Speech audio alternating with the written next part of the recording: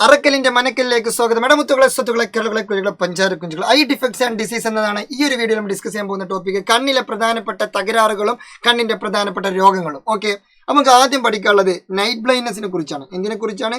Night blindness അല്ലെങ്കിൽ നിശാന്തത എന്ന് പറയും. പേര് തന്നെ ഉണ്ട്, നൈറ്റ് ബ്ലൈൻഡ്നെസ്.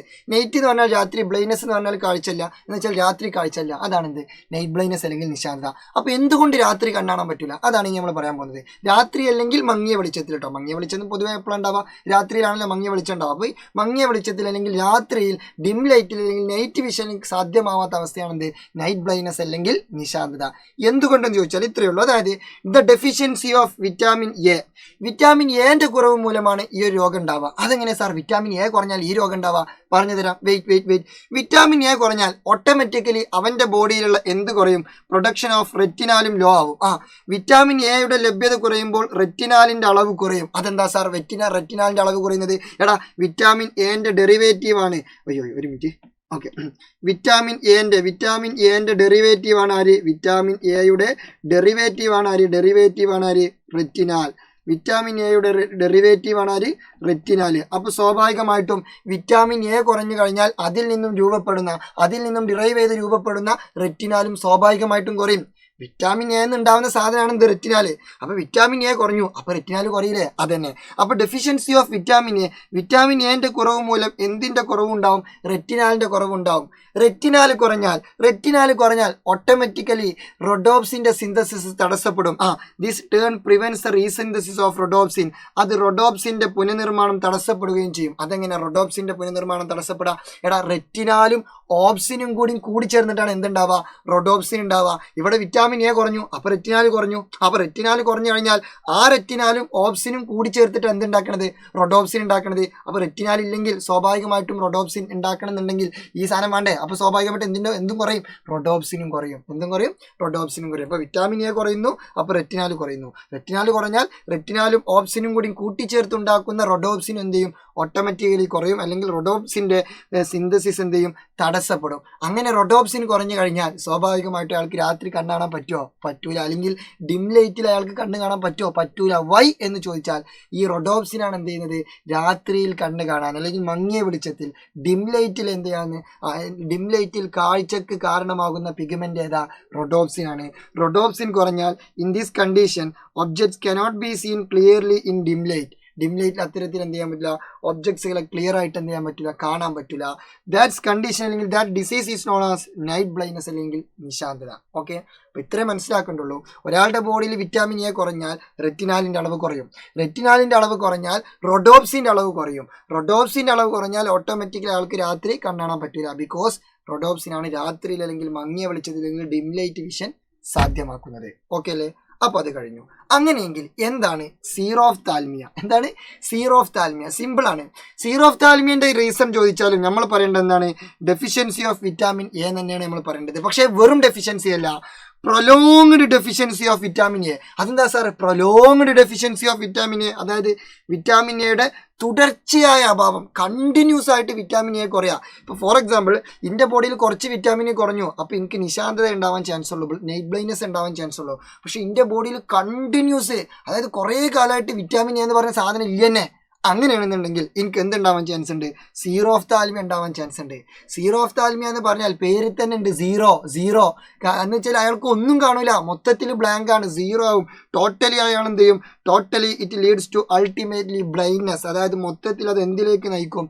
അന്ധതയിലേക്ക് നയിക്കും. അപ്പോൾ ഇതിൻ്റെ റീസൺ എന്താണെന്ന് ചോദിച്ചാൽ വിറ്റാമിൻ എന്റെ തുടർച്ചയായ അഭാവം, the prolonged deficiency of vitamin A.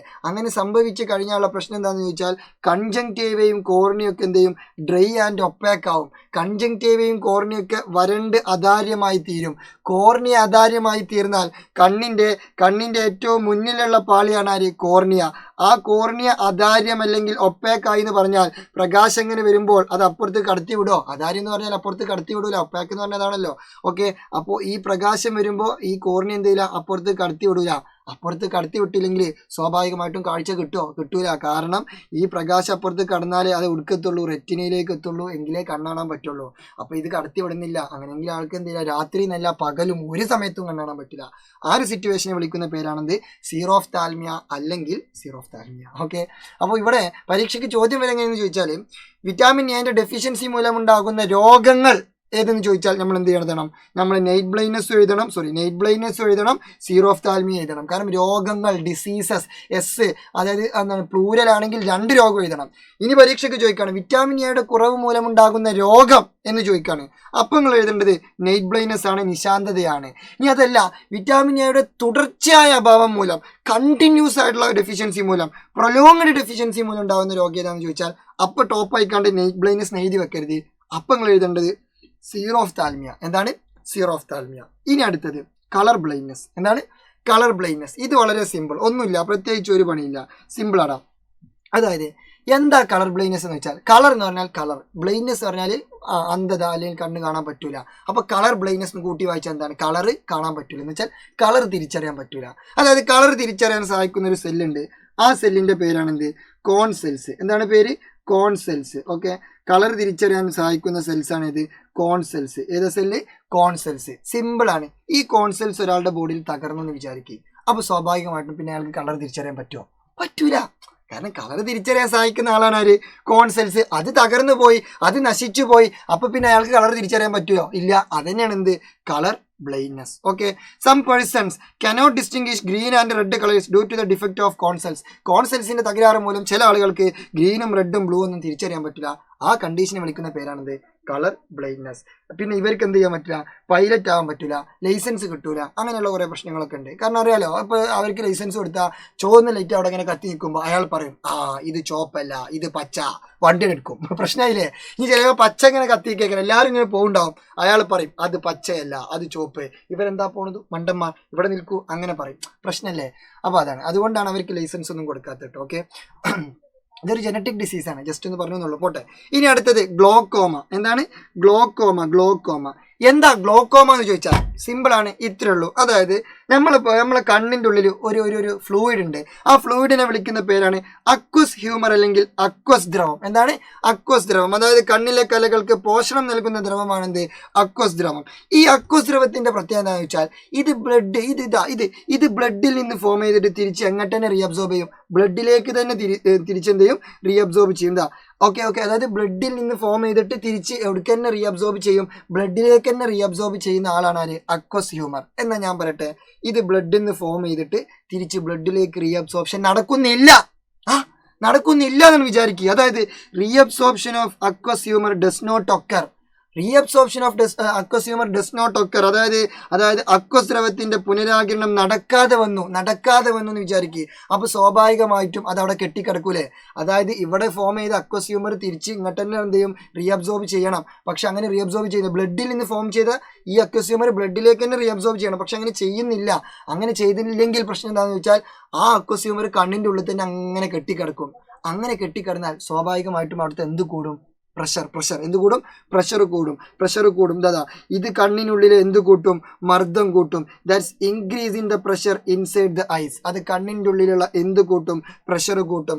അങ്ങനെ കണ്ണിൻ്റെ ഉള്ളിൽ പ്രഷർ കൂടി ലാസ്റ്റ് അവിടെയുള്ള ഫോട്ടോ റിസെപ്റ്റേഴ്സും റെറ്റിനൊക്കെ എന്ത് ചെയ്യും, ഡാമേജ് ആവും. ഫോട്ടോ റിസെപ്റ്റേഴ്സും റെറ്റിനൊക്കെ ഡാമേജ് ആവും. പ്രകാശഗ്രാഹി കോശങ്ങളും റെറ്റിനൊക്കെ എന്ത് ചെയ്യും, തകരാറിലാവും. അതൊക്കെ അടിച്ചു പോകും. അതൊക്കെ അടിച്ചു പോയി കഴിഞ്ഞാൽ, റെറ്റിൻ അടിച്ചു പോയി കഴിഞ്ഞാൽ പിന്നെ ഒരാൾക്ക് കണ്ണാണോ? ഇല്ല. അപ്പോൾ അൾട്ടിമേറ്റ്ലി അത് എന്തിലേക്ക് നയിക്കും, അന്ധതയിലേക്ക് നയിക്കും. ഈ സിറ്റുവേഷനാണ് എന്ത്, glaucoma. Ultimately it leads to blindness. അപ്പോൾ എന്താ ഗ്ലോക്കോമ എന്ന് ചോദിച്ചാൽ ഇത്രയേ ഉള്ളൂ. നിങ്ങൾ ഗ്ലോക്കോമ എന്ന് കേൾക്കുമ്പോൾ അക്വസ് ഹ്യൂമർ എന്ന് മൈൻഡിലേക്ക് വരിക. അക്വസ് ഹ്യൂമറിന്റെ പ്രത്യേകത എന്ന് ചോദിച്ചാൽ ബ്ലഡിൽ നിന്ന് ഫോം ചെയ്തിട്ട് തിരിച്ച് ബ്ലഡിലേക്ക് തന്നെ റീഅബ്സോർബ് ചെയ്യും. ഈ റീഅബ്സോർപ്ഷൻ നടക്കാതെ വരുമ്പോൾ, ഡസ് നോട്ട് ഒക്കർ ആണെങ്കിൽ സ്വാഭാവികമായിട്ടും ആ ഒരു ഹ്യൂമർ അവിടെ തന്നെ എങ്ങനെ ഡെപ്പോസിറ്റ് ആവും. അപ്പോൾ കണ്ണിൻ്റെ ഉള്ളിലുള്ള പ്രഷർ, മർദ്ദം എന്തെയും ഇൻക്രീസ് ചെയ്യും. അങ്ങനെ മർദ്ദം കൂടി ലാസ്റ്റ് അവിടെയുള്ള റെറ്റിനെയും ഫോട്ടോ റിസെപ്റ്റേഴ്സും ഒക്കെ ഡാമേജ് ആവും. റെറ്റിനും ഫോട്ടോ റിസെപ്റ്റേഴ്സും ഡാമേജ് ആയി കഴിഞ്ഞാൽ പിന്നെ ആൾക്ക് കണ്ണാൻ പറ്റുമോ? പറ്റില്ല. ആ സിറ്റുവേഷനെ വിളിക്കുന്ന പേരാണെന്ത്, ഗ്ലോക്കോമ. പരിഹാരമുണ്ടോ സാർ? പരിഹാരമുണ്ട്. എന്താ പരിഹാരം? ലേസർ ശസ്ത്രക്രിയ, ലേസർ സർജറി. ഇതാണ് ഇതിന്റെ പരിഹാരം. ഇതാണ് ഇവിടുന്ന് ഏറ്റവും ഇമ്പോർട്ടന്റ് ആയിട്ട് പരീക്ഷയ്ക്ക് ചോദിക്കുക. പരീക്ഷയ്ക്ക് 1 മാർക്കിന് ചോദിക്കും, what is the solution of glaucoma അല്ലെങ്കിൽ ഗ്ലൂക്കോമയുടെ ഗ്ലോക്കോമയുടെ സൊല്യൂഷൻ, പരിഹാരം എന്താണെന്ന് ചോദിച്ചാൽ ഇതിന്റെ മുത്തുമണികൾ പറയണം ലേസർ ശസ്ത്രക്രിയ അല്ലെങ്കിൽ ലേസർ സർജറി. എന്നാൽ നൈറ്റ് ബ്ലൈൻഡ്നെസിന്റെയും സിറോഫ്താൽമിന്റെയും പരിഹാരം എന്തായിരിക്കും? അത് വിറ്റാമിൻ എന്റെ കുറവ് മൂലമാണല്ലോ ഉണ്ടാവുക. അപ്പൊ വിറ്റാമിൻ എ ഉള്ള ഫുഡ് കഴിക്കുക, അത് തന്നെയാണ് അതിന്റെ പരിഹാരം. ഓക്കെ, അപ്പൊ അത് കഴിഞ്ഞു. ഇനി അടുത്തത് കാറ്ററാക്ട്. അതെന്താ സാർ കാറ്ററാക്ട്? അതായത് തിമിരം. എന്താണ് തിമിരം? കാറ്ററാക്ട് അല്ലെങ്കിൽ തിമിരം. എന്താ തിമിരം എന്ന് ചോദിച്ചാൽ നമുക്ക് എല്ലാവർക്കും അറിയാം, നമ്മളെ കണ്ണിലുള്ള ലെൻസ്. ഓക്കെ, ഇതാണ് നമ്മളെ കണ്ണിലുള്ള ലെൻസ് എന്ന് വിചാരിക്കുക. ഈ ലെൻസ് എന്താണ്? ട്രാൻസ്പെറന്റ് ആണ്. എന്താണ്? ട്രാൻസ്പെറന്റ് ആണ് അല്ലെങ്കിൽ സുതാര്യമാണ്. അതായത് പ്രകാശം ഇങ്ങനെ വരികയാണ്. പ്രകാശം വന്നാൽ ആ പ്രകാശത്തിന് അപ്പുറത്തേക്ക് എന്ത് ചെയ്യും? കടത്തിവിടും. ട്രാൻസ്പെറന്റ് ആണ്, സുതാര്യമാണ്. പ്രകാശമേ വരൂ പൊയ്ക്കോളൂ എന്ന് പറഞ്ഞിട്ട് കടത്തിവിടും. എന്നാൽ ഈ ട്രാൻസ്പെറന്റ് ആയിട്ടുള്ള ലെൻസ് എന്ത് ചെയ്യുന്ന അറിയോ? കുറെ കാലമൊക്കെ കഴിയുമ്പോൾ നമുക്കിങ്ങനെ വയസ്സാകുമ്പോൾ അല്ലെങ്കിൽ പ്രായമൊക്കെ ആയിക്കഴിഞ്ഞാൽ മേ ബി ഓട്ടോമാറ്റിക്കലി എന്ത് ചെയ്യും? അത് അതാര്യമാവും, അത് ഒപ്പാക്കാവും. അത് കുറെ കാലം ഇങ്ങനെ വർക്ക് ചെയ്യൽ തുടങ്ങിയതല്ലേ, പണ്ട് മുതലേ തുടങ്ങി. നമ്മൾ ജനിച്ച അന്ന് മുതലേ അത് വർക്ക് ചെയ്യൽ എടുത്തിക്കണോ. അപ്പം അതിന്റെ കാലാവധി എക്സ്പൈരി ഡേറ്റ് ഇങ്ങനെ കഴിയാനാകുമ്പോൾ സ്വാഭാവികമായിട്ടും ചില ആളുകൾ പ്രായമൊക്കെ ആകുമ്പോൾ എന്ത് ചെയ്യും? അത് ഓട്ടോമാറ്റിക്കലി എന്ത് ചെയ്യും? ലെൻസ് എന്ത് ചെയ്യും? Lens of the eyes become opaque. അതായത് കണ്ണിലെ ലെൻസ് എന്ത് ചെയ്യും? അതാര്യമാവും.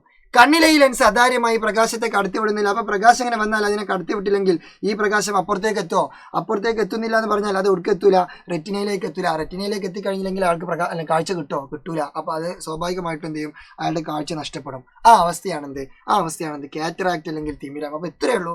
കാറ്ററാക്ട് അല്ലെങ്കിൽ തിമിരം എന്താണെന്ന് ചോദിച്ചാൽ അതായത് കണ്ണിലെ സുതാര്യമായ ലെൻസ് എന്ത് ചെയ്യുന്നു? അതാര്യമാവുന്നു. ലെൻസ് അതാര്യമായി കഴിഞ്ഞാൽ സ്വാഭാവികമായിട്ടും പ്രകാശം അപ്പുറത്ത് കടക്കൂല, ലൈറ്റ് അപ്പുറത്തേക്ക് എത്തൂല. അതായത് ട്രാൻസ്പെറന്റ് ആയിട്ടുള്ള ലെൻസ് എന്ത് ചെയ്യുന്നു? ബിക്കം ഒപ്പാക്ക് ആവുന്നു, റിസൾട്ടിങ് ഇൻ ബ്ലൈൻഡ്നെസ്. അതെന്തിലേക്ക് നയിക്കും? അന്ധതയിലേക്ക് നയിക്കും. അപ്പൊ ഇതിന് പരിഹാരമുണ്ടോ സാർ? ഉണ്ട് സാർ. എടാ, ഇവിടെ പ്രശ്നം ആർക്കാണ്? കണ്ണിലെ ലെൻസിനല്ല പ്രശ്നം. അതായത് സുതാര്യമായ ലെൻസ് എന്ത് ചെയ്തു? അതാര്യമായി. ട്രാൻസ്പെറന്റ് ആയിട്ടുള്ള ലെൻസ് എന്തായി? ഒപ്പാക്കായി. അതാണ് പ്രശ്നം. ആ പ്രശ്നം പരിഹരിക്കാൻ എന്ത് ചെയ്യുക? ആ ലെൻസിന് മാറ്റി വെക്കുക.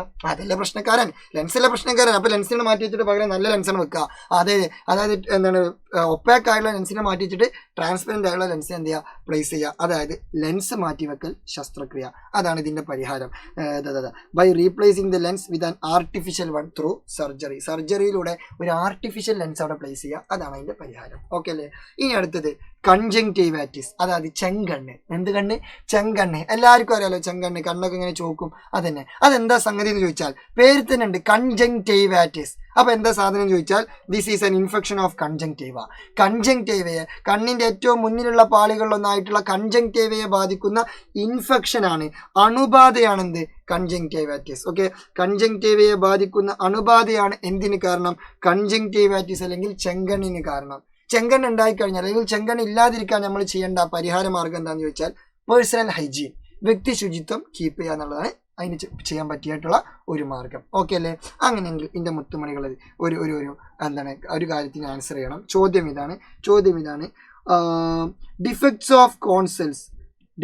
ഓഫ് കോൺസെൽസിന്റെ തകരാറ് മൂലം, കോശത്തിന്റെ തകരാറ് മൂലം ഉണ്ടാകുന്ന രോഗം ഏതെന്നുള്ളത് താഴെ നിങ്ങൾ എന്ത് ചെയ്യണം? കമന്റ് ചെയ്യണം. ഓക്കെ അല്ലേ? So see you soon. വീണ്ടും കാണാം നെക്സ്റ്റ് വീഡിയോയിൽ. ഇത് നിങ്ങളുടെ സ്വന്തം ബഹുമാനപ്പെട്ട ഫസിൽ സാർ. താങ്ക്സ്.